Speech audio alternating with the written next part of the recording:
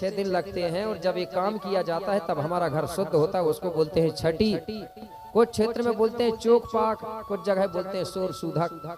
ठीक है ना? तो आप जो भी बोलो बात समझ आना चाहिए, तो छठी बोलते हैं। ठीक है ना? तो जब नरा गिरता है तो इस नरा को मेरे भाई कहीं ले जाके फेंक देते हैं कि जलाते हैं। आपकी इधर, हमारे इधर की तो बताऊंगा फिर, और सबकी बताऊंगा। खेत ले जाते हैं, जंगल क्या, और घर के अंदर रखते हैं, गड्ढा खोद के दफनाते हैं ना। दफनाते कि नहीं दफनाते? कि जलाते हैं? दफनाते हैं। तो सभी समाज के दफनाते होंगे, देखे होंगे आपने, पता चला होगा। दफनाते हैं ना भैया लोग? किसने देखा है? आप हाथ उठाएंगे भैया लोग। कुछ भैया लोगों ने देख लिया, जबकि ये महिलाओं का काम होता है, लेकिन भैया लोगों ने भी देख लिए, क्योंकि ये जो काम किया जाता है ये दफनाने के बराबर होता है। ये मात्र शक्तियां उस बच्चे को पहले ही दफना देती हैं। क्यों दफना देती हैं? क्योंकि उस समय वो बच्चा शुद्ध होता है। शुद्ध कैसे? उसको लोभ लालच माया मोह नहीं होता, तो उसका कुछ अंश उस बच्चे के नाम से मात्र शक्तियां पहले ही दफना देती हैं, गड्ढा खोद के। उसमें पितृ शक्ति सम्मिलित नहीं होते, और उस गड्ढा को देखते भी नहीं, और देखना भी नहीं चाहिए, नियम है। और जब वही बच्चा बड़ा होता है ना, बड़ा होने के बाद कई लोभ लालच मोह माया में फंस जाता है, और अंत समय में जब वो खत्म होता है तो फिर भैया लोग दफनाते हैं उसको। फिर मात्र शक्तियां नहीं जाती, कि जाती हैं आप? मात्र शक्तियां दफनाने नहीं जाती ना। क्यों नहीं जाती? क्योंकि मात्र शक्तियों ने उसको पहले ही दफना दिया, इसलिए वो बाद में नहीं जाती। सिर्फ भैया लोग रह गए थे, इसलिए बाद में भैया लोग दफना देते हैं। इसलिए जब वो खत्म होता है उसको दफनाते, फिर महिलाओं को मात्र शक्तियों को नहीं जाना चाहिए। तो ये तीन ही समाज में ऐसा होता है कि नहीं होता है? कि जाते हैं वो समाज महिलाएं दफनाने? नहीं जाती ना। तो बताइए एक जैसी है कि नहीं हमारी रीति रिवाज संस्कृति? तो हम सब लोग गोंडी धर्म के लोग हैं, हमको भटकाया गया है। तो ऐसा ये छठवां दिन काम होता है। तो जिस जगह पर वो नरा को दफनाया जाता है, गाड़ा जाता है, उसी जगह को बोलते थे नार। क्या बोलते थे? नार। और नार यानी क्या होता है? गांव। गोंडी में गांव को क्या बोलते हैं? नार। तो नार से ही, नरा से ही नार और नगर का निर्माण हुआ है। पहले कोई झगड़ा हो जाता था ना हमारे इधर, ये जगह जमीन के बारे में, मकान के बारे में, तो बोलते यहाँ मेरा नरा गड़ा है, मैं छोड़ूंगा नहीं। बोलते थे कि नहीं बोलते थे? यहाँ मेरा नेरुआ गड़ा है, मैं नहीं छोड़ूंगा जगह। और अब की मात्र शक्तियों को तो पता ही नहीं नरा है कि नहीं है। कई कई तो हॉस्पिटल ही में छोड़ के आ जा रही हैं, और कई जो जानने वाली समझदार वो आज भी प्लास्टिक में रख के ले आती है कि हॉस्पिटल में छोड़ दे। जब नरा ही नहीं है, तुम्हारा नेरुआ ही नहीं गड़ा है, तुम कैसे लड़ाई लड़ोगे अपनी जमीन के लिए? तो बहुत बड़ा रहस्य है नार नरा का। नरा से ही नार नगर का निर्माण हुआ। तो इस प्रकार से इसका काम किया गया। किसका? ये बच्चे का। और उसी समय एक नीला धागा बांधा जाता है। डोरा बांधती है कि नहीं मात्र सकते अपने बच्चों के कमर में, गले में, नीला डोरा। उसी को लोगों ने कह दिए पंचबंधन। क्या बोल दिए? पंचबंधन। लेकिन ये हम गोंडी में क्या बोलेंगे? छठी। वो धागा बांधते हैं, नीला धागा, नीला रंग का होना चाहिए वो धागा। कौन से रंग का? नीला रंग होता है। ये मात्र शक्तियां बांधती थी। वो धागा कब तोड़ा जाता है? जब आदमी खत्म हो जाता है, अंतिम समय आता है, उस समय वो धागा तोड़ा जाता है। अगर बीच में भी टूट जाता है तो हमको दूसरा धागा धारण कर लेना चाहिए। ये माँ बांधती है कि नहीं बांधती मात्र शक्तियां? तो जब ये काम होता है तो हमारा घर उस दिन से शुद्ध हो जाता। होता है कि नहीं शुद्ध? अच्छा, ये घर की शुद्धिकरण जब होती है, छठी मानते हैं, तो कौन से गुरुजी लाते हो आप लोग? कई लोग कहते हैं नहीं, बोले वो वहाँ के गुरुजी आएंगे वृंदावन के, तो मथुरा के, तभी काम शुद्ध होगा, तभी शुद्ध होगा। फिर ये शुद्धि के लिए कौन से गुरुजी लाते हो? एससी भी नहीं लाता, ओबीसी भी नहीं लाता, और एसटी भी नहीं लाता। जबकि क्योंकि ये मुख्य धार्मिक काम है, संस्कार है हमारा। भली दिखावा के लाने दुनिया के आडंबर में बुला लोगे, लेकिन मुख्य चीज में कभी नहीं बुलाओगे आप। क्योंकि तीनों संस्कार गैर गुरुओं से कभी नहीं कराना चाहिए। ये पुराने हमारे सियाने लोग बोलते थे, इसलिए आज भी हम नहीं बुलाते। कौन करता है भाई ये काम जब सफल होता काम? हमारे में ये व्यवस्था है, सम और विषम देव के धारी या गोत्र के धारी एक दूजे के बने हैं पुजारी। है बने हैं कि नहीं बने हैं? किसको बुलाओगे? हमारे रिश्तेदारों को बुलाओगे, मामा फुआ बेटी दमाद को बुलाओगे, उनके माध्यम से काम करोगे तो हमारा काम सफल हो जाएगा। होता है कि नहीं होता? हो जाएगा ना। तो फिर दूसरे धर्म के गुरुओं को बुलाने का कोई सी जरूरत और पैसा खर्च करने की? जब रिश्तेदारों से काम सफल हो रहा है फिर दूसरों को काहे बुलाए? और अगर शौक है देने का तो तुम्हारे बेटी दमाद को दे दो ना। उनको 10,000 दे रहा है तो बेटी दमाद को 20 दो और खुश हो जाएंगे तुम्हारे बेटी दमाद। नहीं, दूसरों को दे रहे हैं। और एक तो हमारे में मांगते नहीं है, ठीक है ना, इच्छानुसार देते हैं, नेंग के रूप में देते हैं कि नहीं नेंग? क्योंकि नेंग देना जरूरी बेटी दमाद रिश्तेदारों को, क्योंकि नेंग नहीं देंगे ना तो बेटी दमाद गुस्सा हो जाएंगे, काम सफल नहीं होता फिर। तो काम करने वाले खुश रहना चाहिए, ठीक है। तो ये काम किया गया 6वां दिन में, घर चौक पाक हो गया, शुद्ध हो गया। जब घर शुद्ध हो जाता है उसके बाद में जब 12 दिन होते हैं, कितने दिन? 12 दिन। 12 दिन में फिर नामकरण होता था हमारा। कितने दिन में होता था नाम? 12 दिन में। कब होता था? घर की शुद्धि होने के बाद। और अब नामकरण कब हो रहा है? घर अशुद्ध है, घर की शुद्धिकरण नहीं भाई, और नामकरण पहले, तो वो अशुभ होगा कि नहीं होगा? अरे कोई भी काम करते हैं तो घर शुद्ध होना चाहिए जब करना चाहिए, तो नाम रखने के लिए भी शुभ होना चाहिए कि नहीं? और घर अशुद्ध पड़ा और नामकरण पहले ही होगा तो गड़बड़ तो होगा ना। वो पहले के लोग शुद्धिकरण के बाद नामकरण किया करते थे। तो कौन दिन करते थे? 12वां दिन। उसी को लोगों ने बारसा बोल दिया, बारसा मना रहे बोलते हैं 12 दिन के कारण। तो 12वां दिन में जब नामकरण होता है तो किस प्रकार करते थे हमारे लोग, वो बात बता रहा हूं। हम किसी से पूछते नहीं थे, हमारे ही सगा समाज के लोग बैठ करके विचार मंथन करते थे कि इसका नाम क्या रखना चाहिए। अब सब लोग विचार कर रहे हैं बैठ के। कुछ लोग कहने लगे, कुछ मात्र शक्तियां कहने लगी, बोले रानी, बोले नहाने, बोले गंगा जी गई थी, बोले वहीं मिला है ये लड़का, बोले तो इसका तो मिलन बारो नाम रख दो। बोले कुछ महिलाएं कहने लगी अच्छा नहीं लग रहा है मिलन बारो नाम, बोले क्या नाम रखे? तो बोले क्योंकि पहले चलता था ना, प्रकृति के आधार पर नाम रखते थे लोग हमारे। SC ST OBC तीन ही लोग रखते थे, और आज भी ये तीन ही समाज में नाम मिलेंगे आपको, पुराने लोगों में देखेंगे। कैसे? अगर किसी की माँ जंगल गई है और झाड़ के नीचे अगर बच्चा पैदा हो गया ना, तो लड़का होता था तो कहते थे झाड़ू लाल नाम रख देते थे। और आज भी बहुत से नाम मिलते हैं झाड़ू लाल करके, लेकिन मिलेंगे तीन ही समाज में, दूसरे समाज में नहीं मिलेंगे ऐसे नाम। मंगलवार को पैदा हुआ है, बोले मंगल से नाम रख दो, लड़की हो गई तो रख दे मंगलवती। बुधवार को पैदा हुआ है, बोले बुद्धू लाल नाम रख दो, कहीं लड़की हो गई तो बोले बुधिया बाई नाम रख दो। रखते थे कि नहीं रखते थे? आषाढ़ को पैदा हुआ तो आषाढ़ू लाल, और लड़की हो गई तो आषाढ़ो बाई। आज भी नाम मिलती है ऐसे, मिलते कि नहीं मिलते? तो प्रकृति के अनुसार नाम रखते थे, या फिर हमारे राजा महाराजाओं से मिला के नाम रखते थे, हमारे देवी देवताओं से मिला के नाम रखते थे। तो सब लोग कहने लगे क्या नाम रखे? बोले गंगा जी में मिला है, कोई कह रहे हैं कि बोले मिलनवार, कोई कह रहे गंगा नाम रख दो। नहीं, बोले काम करो। तो उस लड़का का जो माथे को देखती है वो, तो माथा जो है चमकता था चंदा जैसे, चंद्रमा जैसे। तो माथा को क्या बोलते थे हमारे पुराने लोग?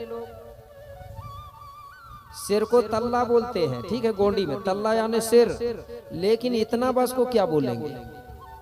आज भी बोलते हैं पुराने लोग, कपार बोलते हैं ना कपार। तो कपार चमक रहा था चंद्रमा जैसे, चांदी जैसे। तो बोले इसका, बोले कपार चमक रहा है, इसलिए बोले इसी से इसका नाम रखो। तो सब लोगों ने विचार किया इसका नाम रख दो, बोले कुपार। हाँ बोले ये ठीक है। तो उसकी माँ को बताया गया कि इसका नामकरण करना है कुपार। तो 12 दीपक जलाया गया। कितने दीपक जलाती हैं? 12 दीपक। किसके होना चाहिए? आटे का दीपक का महत्व है। जब नामकरण होता है ना तो 12 दीपक जलाते हैं और 12 महिला एक एक दीपक लेके और ऐसा गोल बना के खड़ी हो जाती है और बीच में हिरवा रानी को अपने बेटा को गोदी में लेके बिठालती है और सबसे पहले रानी बोलती है कुपार करके। फिर जितनी महिलाएं वहां रहती हैं तो वो सब महिलाएं कुपार कुपार करके बोलना चालू करती हैं। ताली और थाली बजा के खुशियां मनाती हैं। क्या बजाती हैं? ताली और थाली।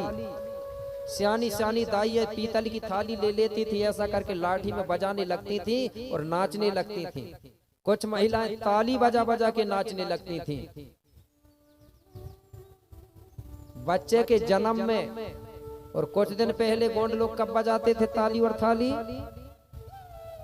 पहले की महिलाएं बेटा बेटी के जन्म में खुशी में बजाती थी ताली और थाली। और अभी कुछ दिन पहले कब बजाती थी महिलाएं? वो कोरोना की बीमारी भगा रही थी ताली थाली बजा के। मुझे उसी समय हंसी आ गई। पहले की हमारी दाई है जन्म में खुशी में बजाती ताली थाली और ये महिलाएं बीमारी भगा रही ताली थाली। बड़ा उल्टा हो गया। तो मेरे भाई रानी पुकारती है बेटा कुपार तो सब महिलाएं पुकारती हैं कुपार कुपार कुपार करके। और जो महिलाएं आटा की दीपक लेके खड़ी होती है ना आसपास ऐसा, वो महिलाएं फिर एक दूसरी महिला को दीपक देते जाती। वो महिला इधर से देती, वो महिला इधर से, ऐसा वो दीपक का 12 परिक्रमा करवाती। कितना परिक्रमा होता है दीपक का? 12 परिक्रमा। 12 ही दीपक होते हैं और 12 ही परिक्रमा होता है। और वो गीत गाते जाती हैं। जन्म के बारे में गीत गाती है। अगर कोई सा गीत ना बने तो एक गीत गा सकते हो आप, जो पेनवासी कंगाली जी ने अपनी पुणे में लिखा है, परसा पेन सुमरन पाटा, है कि नहीं? उसको महिलाएं कैसे गाती हैं गा के बता दे रहा हूं 1-2 लाइन। जब तक 12 परिक्रमा नहीं होगा ना तो तुम्हारा गीत खत्म नहीं होगा। इतना लंबा भी गीत बन जाता है वो। कैसे? वो महिलाएं गा रही हैं,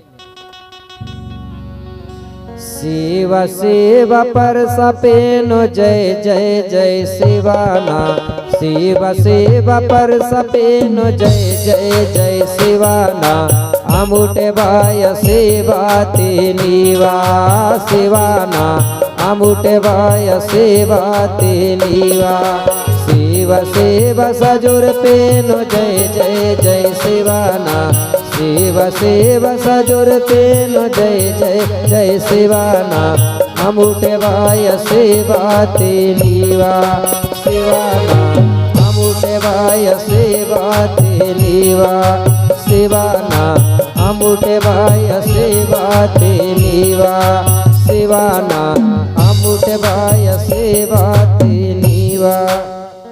ऐसा गाते जाती हो, दीपक घुमाते जाते हैं। जब तक 12 परिक्रमा ना हो ना तब तक आप गीत को बढ़ाते जाएंगी। कैसे बढ़ाएंगी? घर में जो भी है ना हमारे पुरखा है, पूर्वज है, देवी देवता, उनका नाम जोड़ते जाओ। कैसे जोड़ेंगे? शिव शिव दाऊ दाई जय जय जय शिवाना, शिव शिव दाऊ दाई जय जय जय शिवाना, अमुटे बाय सेवाते नीवा। जोड़ते जाओ, देवी देवता के जुड़ दो। सेवा सेवा बूढ़ा देव जय जय जय शिवाना, सेवा सेवा बूढ़ी दाई जय जय, सबका जोड़ते जाओ। आ जाए आजी को डाल दो। सेवा सेवा पेन कढ़ा जय जय। जब तक दीपक नहीं घूमेगा गीत खत्म ही। पूरा परिवार को जोड़ते जाओ ना। ऐसे ही चलते थे हमारे गीत पहले। हम किसी वेद पुराणों के गीत नहीं गाते थे। हमारे जो सियाने बूढ़े पुरखा पूर्वज ना उन्हीं का गीत जोड़ते थे गीतों में। और आज के लोग उधर दूसरे के पुरखाओं के गीत गा रहे हैं। अरे भाई, जो वेद पुराणों में जो बताया गया है वो तुम्हारे पुरखा है क्या? बताइए। वो हमारे पुरखा नहीं है। हमारे पुरखा हमारे ग्राम में है। मुटुआ बाबा, ठाकुर देव, खेड़ो दाई, शीतला दाई, भीमाल पे ये है हमारे पुरखा। तो मेरे भाई ऐसा करके उस बच्चे का नामकरण होता है। तो क्या नाम रखा गया? कुपार बाबा। बोलिए कुपार बाबा की। अब हुआ क्या, जब से कुपार बाबा का जन्म हुआ था तब से राजा पुलसियों के घर में रोज भीड़ लगी रहती थी। कोई ना कोई प्रतिदिन जाता था। धीरे धीरे समय बीतते गया। एक दिन एक अंधा और लंगड़ा को पता चल गया। अंधा और लंगड़ा को बोले राजा पुलसियों के घर में पुत्र का जन्म हुआ है, सब लोग राजा पुलसियों के बेटा का दर्शन करने जा रहे हैं। बोले अब जो अंधा आदमी था, वो लंगड़ा आदमी था, वो कहने लगा कि यार मैं अंधा हूँ, लंगड़ा कहने मैं लंगड़ा हूँ, अब हम जाएंगे कैसे? अब दोनों अंधा और लंगड़ा विचार मंथन करते हैं जाने के लिए। तो दोनों ने विचार किया और दोनों ने उपाय सोचा। अंधा आदमी कहने लगा लंगड़ा से, बोले तुम चल नहीं सकते, बोले तुम लंगड़ा हो, इसलिए तुम मेरे कंधा में बैठ जाओ। तो अंधा के कंधा में लंगड़ा बैठ गया और दोनों जोड़ी बना लिए। अब अंधा के कंधा में लंगड़ा बैठा, वो बताते जा रहा है कि भाई सीधा चलना है या बाईं तरफ चलना है। वो अंधा आदमी धीरे चलते गया। दोनों इस प्रकार वहां पहुंच गए। जब वो वहां पहुंचे तो लंगड़ा आदमी ने देखा कि ढेर सारी भीड़ लगी हुई थी। अब वो लंगड़ा आदमी कहने लगा अंधा से, बोले यहाँ तो बहुत भीड़ लगी है, जितने भी लोग आ रहे हैं बोले तो कुपार बाबा के माथे पे बोले हल्दी का टीका लगा के और सब सम्मान कर रहे हैं, दर्शन कर रहे हैं। बोले अंधा आदमी कहने लगा मेरे तो आंखें ही नहीं है, बोले मैं कैसे दर्शन करूंगा?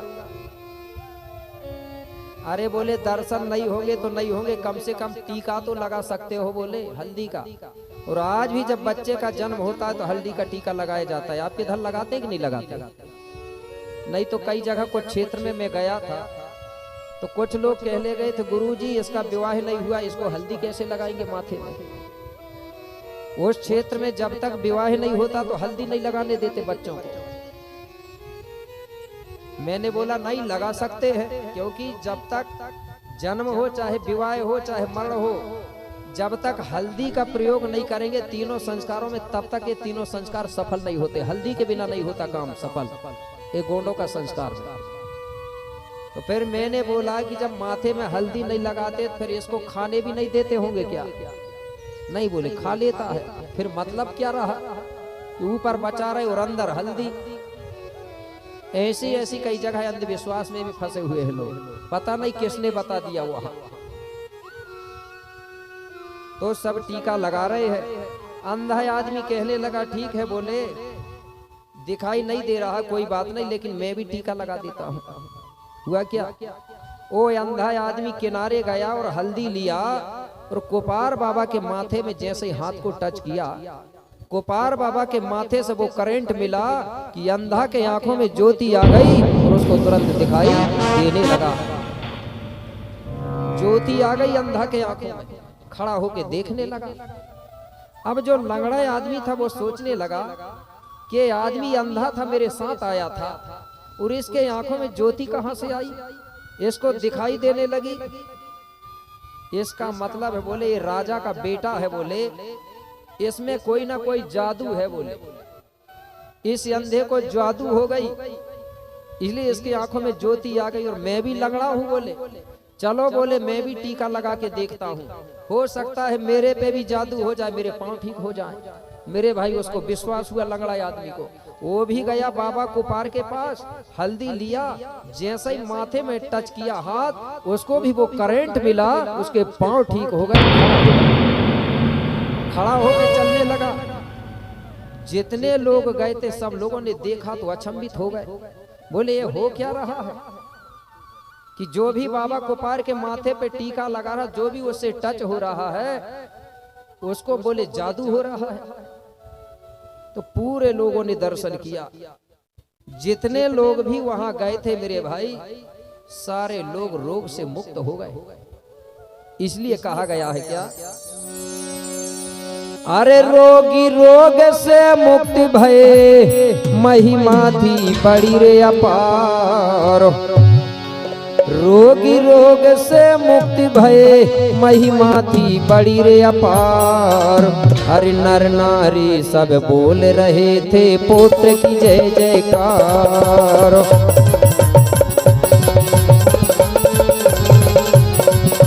नर नारी सब बोल रहे थे पुत्र की जय जयकार।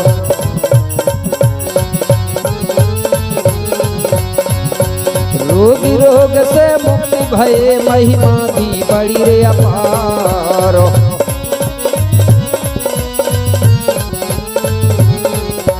नर नारी सब बोल रहे थे पुत्र की जय जयकार।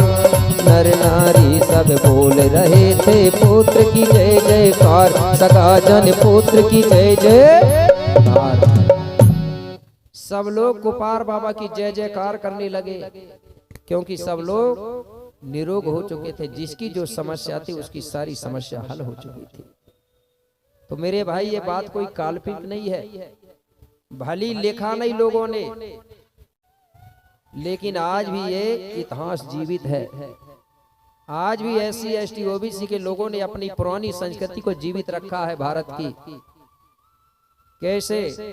जो गोपाल बाबा की मैं बात बता रहा हूं, इसका जन्म जो हुआ था रात को, आधी रात बताया था ना थोड़ी देर पहले। कब हुआ था? आधी रात को। कहाँ हुआ था? बिजलीपुरा में जन्म हुआ, लेकिन यहाँ पालने पोषने वाले माता पिता हिरवा और पुलसियु कहलाए। तो जब गोपाल बाबा का जन्म हुआ था आधी रात को, लगभग 12 बजे, सोचो, ठीक है ना। तो जब बाबा गोपाल का जन्म हुआ तो प्रकृति ने प्रसन्न होकर उस दिन रात्रि को अमृत की वर्षा किया था। उसी वर्षा से जो चर्म रोगी लोग थे उनके चर्म रोग ठीक हो गए थे। और बिजली इतनी जोर से चमकी मेरे भाई कि बिजली चमकने से जो अंधे लोग थे उनकी आंखों में ज्योति आ गई थी उस दिन। और बिजली के कड़कने से, आवाज से जो बहरे लोग थे उनके कान ठीक हो गए थे। ये बताया जाता है आज भी। वो कौन दिन था, कौन सा दिन था जिस दिन गोपाल का जन्म हुआ था और प्रकृति ने अमृत की वर्षा किया था? उसको आज हमारे लोग मानते हैं, जिसको कहते हैं हम शरद पूर्णिमा। बोलते हैं कि नहीं शरद पूर्णिमा? और आज भी शरद पूर्णिमा को हमारे पूर्वज लोग क्या करते हैं, आज भी सियान लोग हमारे कटोरा में दूध और थोड़ी सी शक्कर डाल के आज भी बाहर रख देते हैं खुले आसमान में। कोई छत के ऊपर रख देता है। कुछ क्षेत्रों में उस दिन रात्रि के समय दूध वाली खीर बनाया जाता है। क्यों बनाते हैं, क्यों करते हैं ऐसा? मैंने सियान लोगों से पूछा, बोले शरद पूर्णिमा को रात को बोले अमृत की वर्षा होती है। अगर हम घर के बाहर दूध रख देते हैं, उस दूध में अगर 1-2 बूंद अगर गिर जाती है बोले अमृत, उस दिन की जो ओस होती है वो अमृत के बराबर होती है। अगर 1-2 बूंद उस दूध में गिर जाए तो वो दूध अमृत के जैसा होता है। उस दूध को खाने से शरीर की कई प्रकार की समस्याएं हल होती, कई प्रकार की बीमारियां दूर होती हैं। ऐसा आज भी हमारे दांतिक में चर्चाएं होती है कि नहीं होती? आप इधर करते हैं, लेकिन इसको लिखा है क्या किसी ने? नहीं लिखा, क्योंकि वो समय हमारे जो SC ST OBC के लोग थे पढ़े लिखे नहीं थे। अगर पढ़े लिखे होते तो लिख देते, लेकिन भली लिखे नहीं। लेकिन आज भी किस्सा कहानी के रूप में, किंवदंतियां के रूप में आज भी हमारे लोगों ने इस चीज को जीवित रखा है। जो पढ़े लिखे लोग थे उन्होंने हमारा इतिहास नहीं लिखा, उन्होंने खुद के पुरखाओं का इतिहास लिख दिया। और उस इतिहास को हम कह रहे हैं कि हमारा लिख दिया ना उन्होंने, उसका उनका इतिहास लिखा कि नहीं लिखा? लेकिन हमारा लिखा क्या? हमारा नहीं लिखा। अगर हम पढ़े लिखे होते तो हम इतिहास लिख देते। जब हम पढ़े लिखे हुए तो अपना इतिहास लिखने लगे। तो शरद पूर्णिमा को ही गोपाल बाबा का जन्म हुआ था। इसलिए हमको शरद पूर्णिमा को कहीं नहीं जाना चाहिए। हमारे ग्राम में एक देवता होता है जिसको मुठुआ बाबा बोलते हैं। मुठुआ समझते हैं ना? मुठुआ एक उपाधि है, वो भी बता दूं। सबसे बड़ी उपाधि होती है, उसको शंभू कहते हैं। शंभू सबका मुखिया, सबका गुरु है। तो शंभू से जो छोटा होता था उनको बोलते थे रावेन। ठीक है ना? रावेन ये नाम नहीं है, उपाधि है। एक रावेन नहीं हुआ है, कई रावेन हुए। यहाँ रावेन यानी होता है राजा। लगभग अगर करें तो 7 रावे ने उन्हें राज किया है, उलट के बता दिया गया। ठीक है ना, कितने रावे? 7 रावे। और शंभु